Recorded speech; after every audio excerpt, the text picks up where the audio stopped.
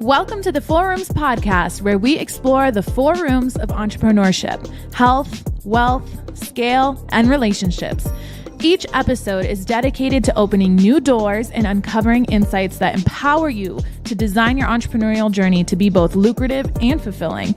And now, your hosts, Amber Spears and Brett Kaufman. What's going on, everyone? Welcome back to another episode of the Four Rooms podcast. I'm here with the LinkedIn wizard and GOAT, Chase. Chase, thank you for being here. Thanks for having me, man. What a great intro. Yes, just wait till you see like the fancy schmancy one I do, like a nice little 2-minute one before we get into this. But I'm excited because I get to talk to you about something that I personally am investing in with what you do, and then you get to have you share some goodies with the audience. So I know today we're all talking about how to get clients off of LinkedIn and build your personal brand. So I'm really excited to dive into this. Dude, I'm pumped too. I'm an open book. Let's do this. Cool. So the first thing I'd love to discuss is why are people still sleeping on LinkedIn in 2025? Yeah, I think on every platform but LinkedIn, LinkedIn gets tons of flack, right? I think people hate on it, troll it, whatever. And I thought so too for a long time too. And then once I started using LinkedIn basically to build a personal brand, grow the business, etc. I'm like, man, all the people trolling LinkedIn aren't doing well on LinkedIn. They're not doing the things they're supposed to do to actually drive revenue, build a personal brand, drive subs, meet partners, find talent. So I don't know. I think a lot of people, just like I'm an email marketer, a lot of people say email marketing's dead. I think they read a headline and then they kind of toss in the towel on LinkedIn. Right, a lot of people will try creating content on LinkedIn. They'll be really inconsistent over a couple weeks and they're like, this doesn't work. This sucks, right? So I think a lot of people just have preconceptions that just aren't realistic. Hmm. So, what do you think every platform has a different content that works? What do you think is one of the main differences you've seen since trying to build a personal brand, on, let's say Instagram and Facebook, compared to building it on LinkedIn? What content works? What content doesn't work? Yeah, when I think about that, I like to think about like the lens that someone's in when they're actually on the platform. So when you're on LinkedIn, you're often kind of in this mindset of I want to learn and or earn. So you're looking for more kind of educational, helpful, actionable type content, right? That or maybe you're looking for people to follow about a certain career path, or maybe you're trying to find a job. Whereas on Twitter, I feel Twitter is a lot more kind of sports, news centric, kind of things that are more relevant and timely. Not that LinkedIn's not relevant or timely, but just more things that are kind of a moment in time. I think that's more of Twitter, where I think like TikTok, YouTube, Instagram is more around kind of entertainment, right? More around I want to laugh, I want to kind of learn something that's maybe more applicable to a personal life, whether it's something I can share with a family member or a friend.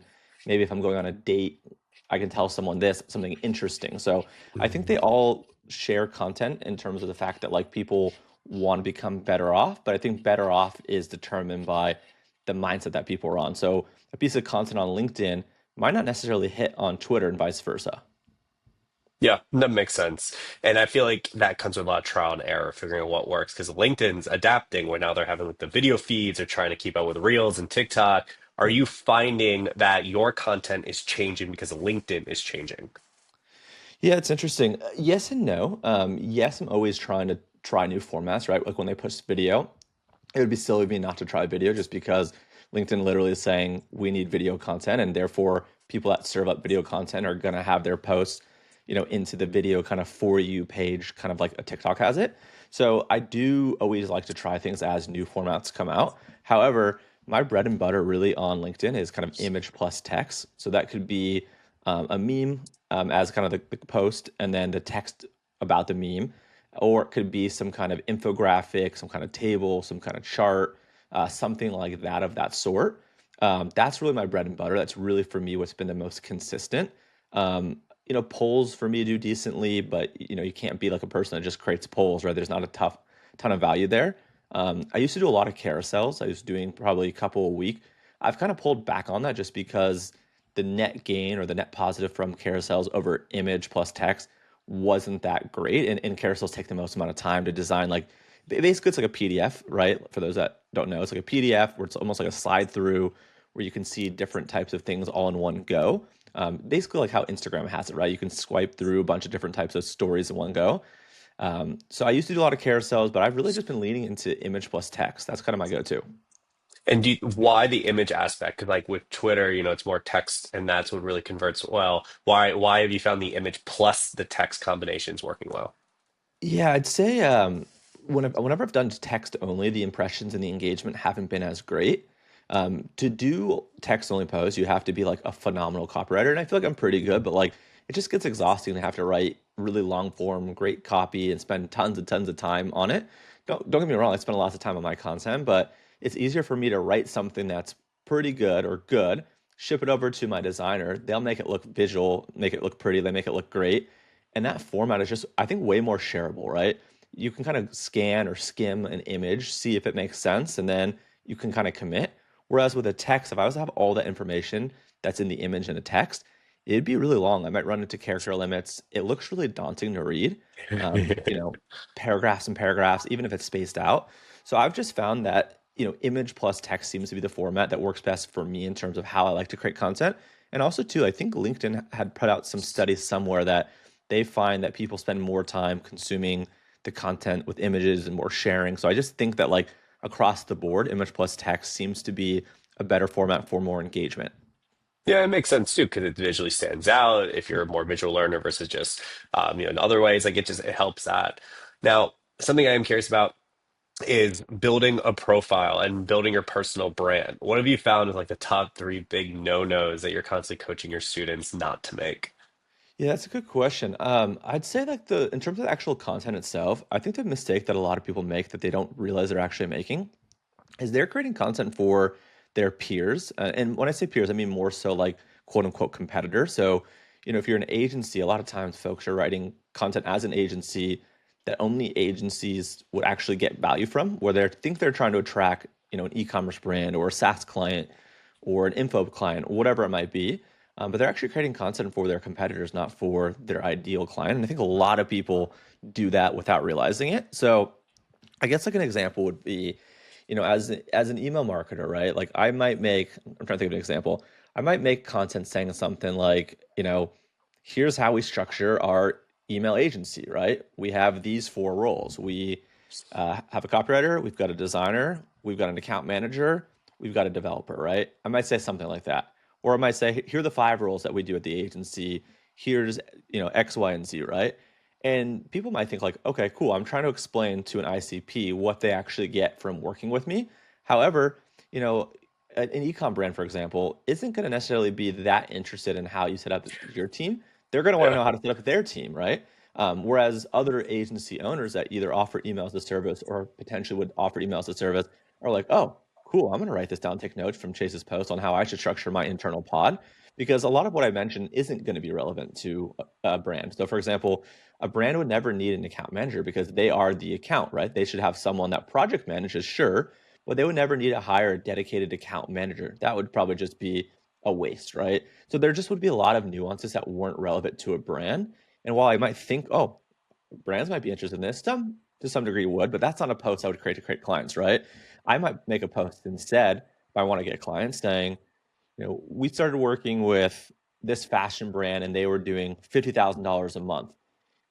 We now have them up to $500,000 a month. And here were the four things that we did to optimize their email channel, right? So that might be interesting, especially if you're a fashion brand or an apparel brand. You might read that and be like, okay, there's going to be four things I'm going to learn from this post, or five things, or seven things, whatever it is, that this company, this agency did to scale this brand from X to Y, right? And if I share really good actionable tips of, we basically audited their email, pop-up, and their pop-up was underperforming. It wasn't converting properly. So what we did is we changed when it shows, we changed the copy, we changed the offer. This was the offer before, here's the offer after. If you gave really detailed kind of explanation of like what you did, sure, that would maybe attract some of your competitors too, because they would implement that. But more often than not, the brands would be really interesting. They'd probably share that in their Slack. They would probably, a lot of times what happens, I'll find the founder of a brand that follows me. They'll send this in their Slack to their marketing team saying, hey, are we doing X, Y, and Z? And if they are, right, like they don't normally reach out. If they aren't, their team normally reaches out saying, hey, my boss, our founder reached out, can you consult us on this? Can you help us with that? So that's kind of how I think about that mistake. So for someone, so I love that for the case studies, and because it makes a lot of sense. Like, hey, here's behind the scenes, here's what we're doing. What about posts that you're making to attract like e-com stores that are not case studies? What have you found to stand out that really helps? Yeah, I'd say there's this one kind of post format right now. It was really popular on Twitter, I don't know, 1 or 2 years ago. It's really popular on LinkedIn right now, where it's the whole, hey, I built X, Y, and Z lead magnet, comment for access, right? And again, I guess it's to some degree kind of a case study, but it's more of like a lead magnet or kind of like an actionable kind of audit where I might say, hey, I've sent billions of emails for clients, generated hundreds of millions of emails.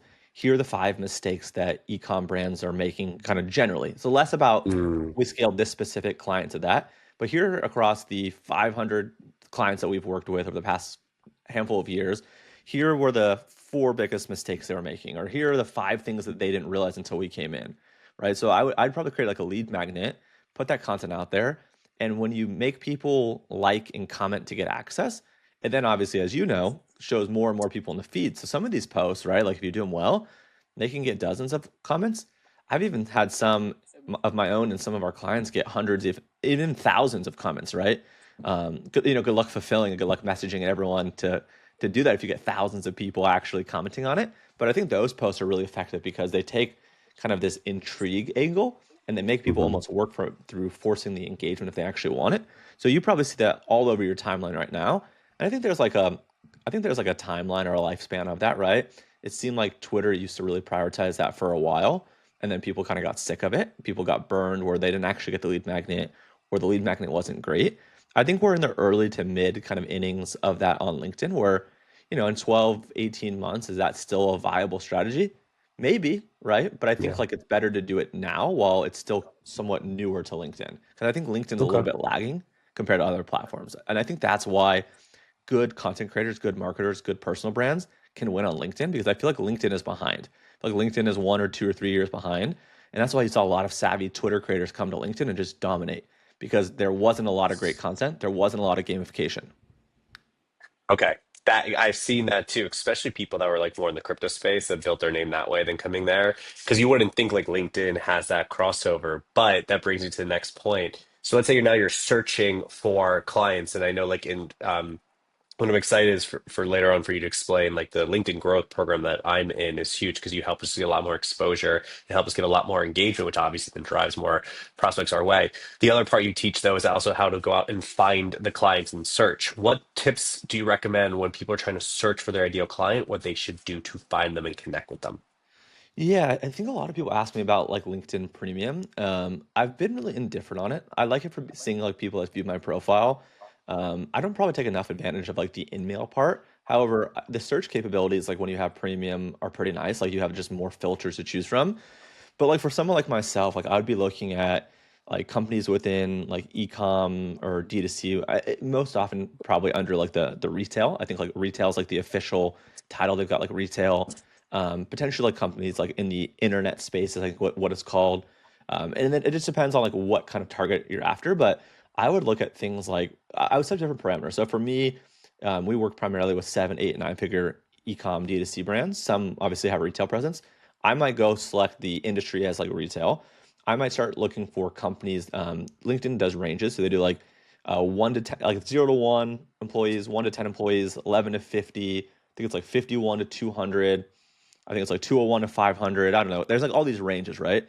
So headcount gives you an indication of obviously potential revenue.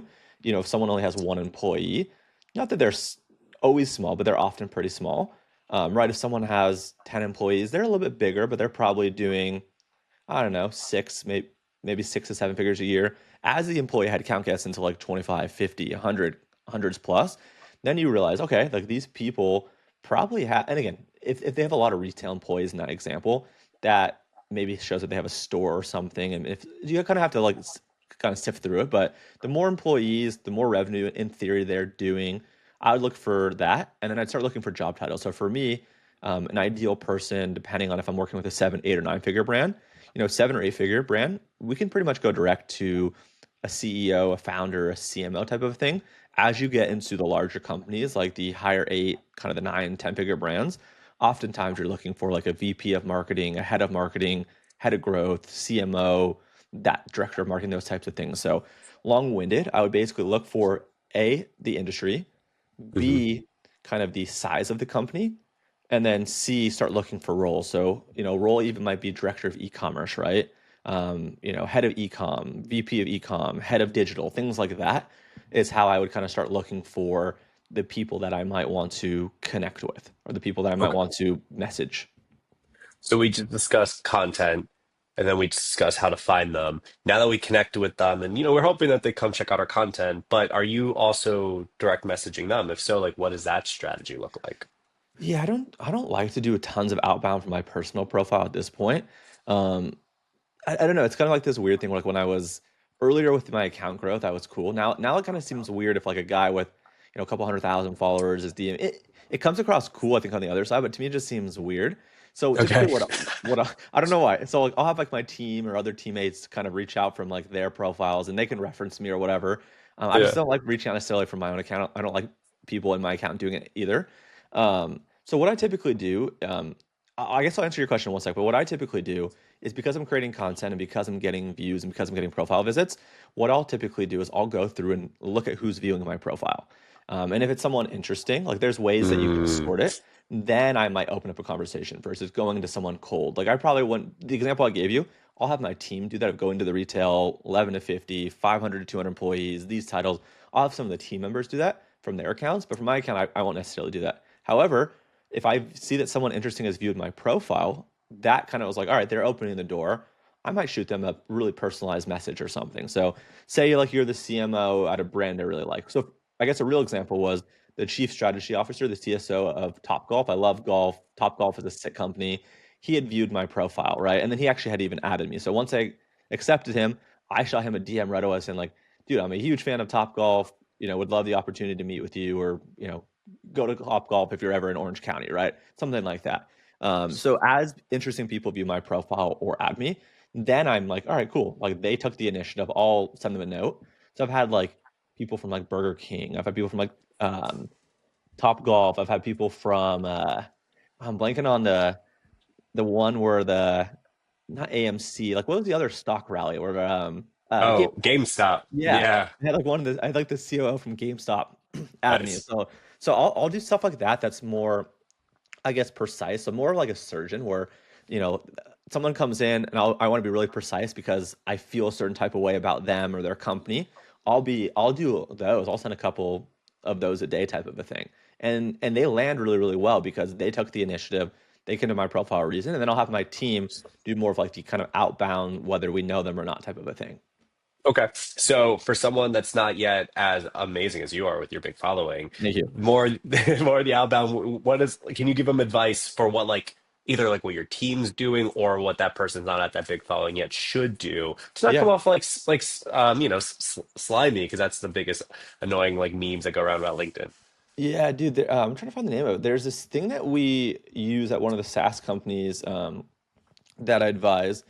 Okay, so it's called Team Link, Team TEAM and then Blink. LANK. So Team Link in LinkedIn Navigator. I think this might be an internal LinkedIn thing, or LinkedIn at least is okay with it. Because I think part of the problem that I worry about is like leveraging automation and tools within LinkedIn is very scary, in my opinion. LinkedIn's really good at cracking down. They're owned by Microsoft. They're very strict on that. But there's this thing called Well, Team Link. question on that. When you say strict, like your account can be banned, like what is like the punishment? Yeah, there's a couple things. So one thing I've noticed is if you don't have premium, and even if you do, if you have like a million LinkedIn tabs open at the same time, LinkedIn might flag you as like a bot. You're doing something suspicious. So Ooh. I've seen people actually get warnings and get like their account temporarily banned because they came across as like a bot. I've seen other people um, kind of complain and say that they have got restricted. They feel like their impressions have been restricted by using third-party tools. Have you seen that at all? No, I haven't. I'm also newer to like growing my personal brand on LinkedIn, but I will keep an eye out. Like, is it one of those things, let's say, are you just watching like your impressions go down? Like if it was baseline at X amount and you just notice that they've either stayed there or decreased, that's how you know you have a problem. Yeah, so I had someone reach out to me, like a friend of a friend. I'd never met them. They had reached out saying, "Hey, like I think I'm being kind of blocked on LinkedIn in terms of what's the right word? I guess they had like their a Shadow shadow ban? ban. Yeah, they were Yeah. saying like I've been shadow banned, and I'm like, I've actually never really heard of that being a thing on LinkedIn, but maybe. And I was like, well, what have you done? And they were mentioning like 3 or 4 third-party tools that they use to automate friend requests, or I guess connection requests, automate DMs, automate all of these things. So I think you can get blocked or restricted or banned potentially from using third-party tools. So this thing called Team Link is really cool because it seems like there's literature from LinkedIn and there hasn't been any issues with it, where essentially a sales rep or a person can go on LinkedIn. They'll invite their team members, so they'll invite me, whoever else on the team, to accept this. And then essentially what they could do is they could see, okay, so I'm looking at Brett and I see Chase as his first degree connection. And then it will basically, they'll be able to shoot me a note saying, hey, Chase, I saw that you and Brett are connections. Like, can you send us an intro? So I know, obviously, I think you could probably just do that manually, but somehow I haven't seen the back end. I've just been on the receiving end. But this team link thing makes it really easy to see who on your team has a first degree connection with someone that you want to connect with. So you're going to go through Ooh. and do the parameters I talked about, the retail, let's say 200 employees, this title. You could either reach out to them directly and say, whatever you want to say, hey, it's something of value, something that's interesting. Maybe you're a customer of theirs, right? I love that. If there's actually a company that I shop from, I'll reach out or have a team reach out and say, hey, like we are a longtime customer. We've recently bought from you. While we are in the process of buying and on the receiving end of the purchase, we noticed a few things that you could do differently or better. And obviously, right, like you can't do that at scale. Like you're just inherently not going to have hundreds or thousands of purchases from companies. But like we try to pool together the team of like, hey, what are your favorite brands? Where have you shopped from? That way we have like a list of things that we can actually legitimately speak to and say, we shopped at your product. Here are the things that we noticed that you could improve. And it just comes across more helpful. And Um, authentic. exactly. Yeah. So that's kind of what we like to do. Because like for us, like we want to be more precise. Like we're playing more of a quality game than a quantity game. Sure, you could Yeah. go sling 10,000 emails, or you could send 500 DMs on LinkedIn, and you'll probably get maybe a couple things, but like we want to go for like the dream 100, as they call it. Like we want the 100 brands that we actually care and would be really stoked to work with. Yeah, cool. So as we're coming close to an end, I just want to give you some time to talk about the LinkedIn growth program that you have. And before we get into that, just want to also say, like, as someone that has used it for several months, I had very little of a brand on LinkedIn. And one of the things I really enjoy, and I'll let you like really get into the weeds of it, was that one, you built such a great community where I got to ask questions from like whether you or the people that are killing it, be like, hey, can I get feedback on stuff? Number two, so it's basically like I'm in another mastermind, which is great. Number two, it's really helped get a lot more growth. So it's a great way to accelerate your personal brand. And then what I started finding was the days that I'd post, like when your team was off for Christmas and New Year's, I was getting engagement because I recognized the algorithm was rewarding me from getting consistent engagement from the prior. So like allowed my profile to raise, which was really interesting. So I'd love for you just to talk a little bit about that program. Sweet, yeah, and I appreciate that. And I appreciate you being a part of it.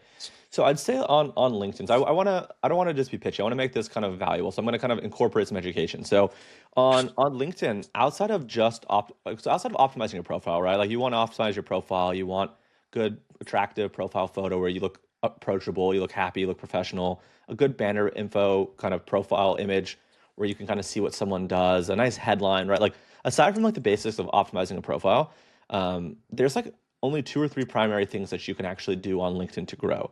One is content, and two is distribution, right? And obviously, with that, right, it's consistent content, it's good content, it's the right distribution, etc. So content, right? That's on you. We in our service don't create the content. We have some documents, we have some education on what types of content you should create that we share and whatnot. So I recommend posting at least once a day, maybe 1 to 2 times a day.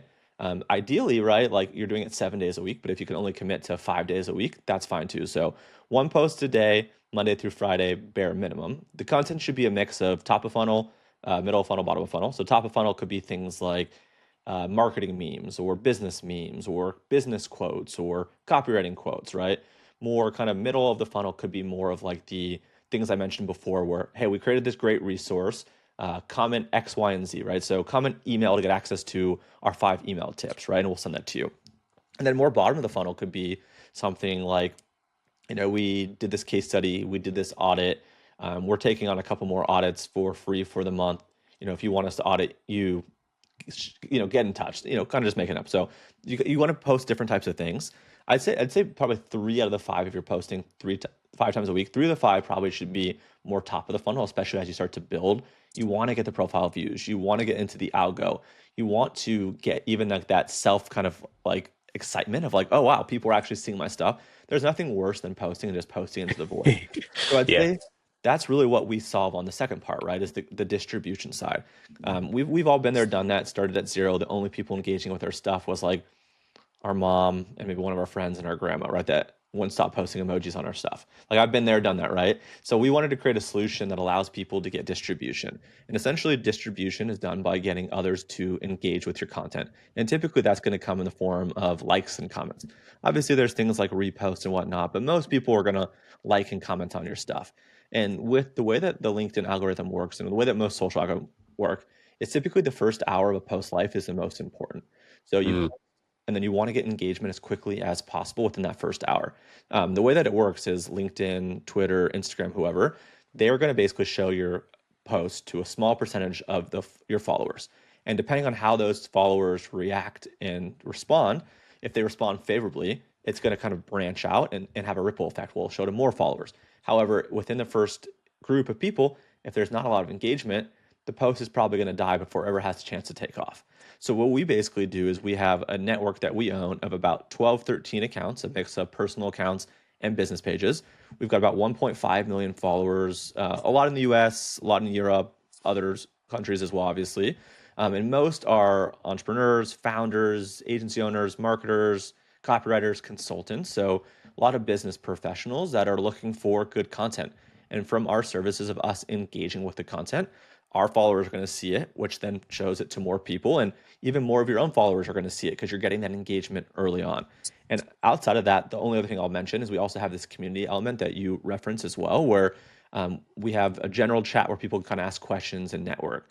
We've got chats where people can kind of trade engagement. And we recently rolled out other channels where people can trade engagement on not only LinkedIn, but Twitter, Instagram, Reddit, and YouTube. So dude, it's been awesome. And we're just shy of about 300 clients working with us. So it's been fun. Yeah.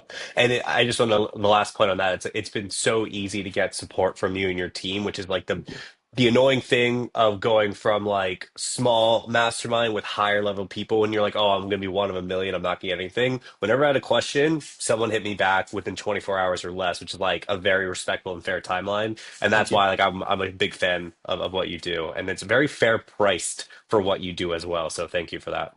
Thank you. Yeah, and that's been my whole goal is like I don't want to raise the price. I just want to increase the value. So the community was a great value add, and then within the community is all the channels. So I'm just always looking for ways to add value. So I appreciate you having me, and thank you for letting me share that. You got it, my friend. And we'll have you on another time as you continue to expand on LinkedIn to share even more secrets. So I appreciate you so much. Thank you. Yeah, appreciate it. As we wrap up today's episode, we have something special just for you. If you've been inspired by what we've explored today and you're ready to take your learning to the next level, then our 4 Rooms Mastermind live event is the perfect next step. And because you're a part of our podcast family, we're offering an exclusive 10% discount on your registration when you apply and are accepted. This is your chance. It's your chance to build relationships with other ambitious entrepreneurs like yourself, to dive deeper into the 4 rooms of entrepreneurship, and to connect with experts who can truly help accelerate your growth. Simply follow the event link in the description of this episode and use the promo code 4rooms10. That's FOURROOMS10 on your application to claim this opportunity. This offer is subject to application approval and it's limited, so don't wait too long to make your decision. Join us and transform your journey with the insights and networking that only our live events can offer. Thank you for tuning in today. We look forward to seeing you at the event and, of course, right back here next time on the 4 Rooms podcast. Until then, keep balancing and keep growing.